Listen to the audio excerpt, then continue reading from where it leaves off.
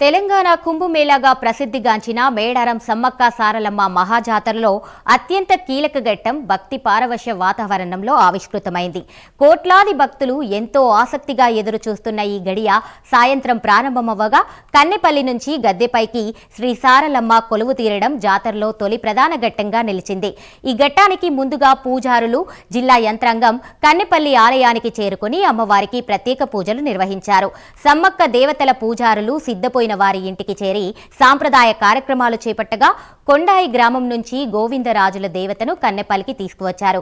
అనంతరం సారలమ్మ ప్రధాన పూజారి కాక సారయ్య, పూజారులు కాక వెంకటేశ్వర్లు, కాక కిరణ్ కుమార్, కాక కనకమ్మ, కాక భుజంగరావు, కాక లక్ష్మీబాయితో పాటు గోవిందరాజుల పూజారులు దుబ్బకట్ల గోవర్ధన్లు కలిసి ఆదివాసీ ఆచారాల ప్రకారం ప్రత్యేక పూజలు నిర్వహించారు. దాదాపు 2 గంటల పాటు కన్నెపల్లి సారలమ్మ ఆలయంలో పూజా కార్యక్రమాలు నిర్వహించిన అనంతరం సుమారు సాయంత్రం 7 గంటలకు సారలమ్మ అమ్మవారు కన్నెపల్లి నుంచి బయలుదేరారు.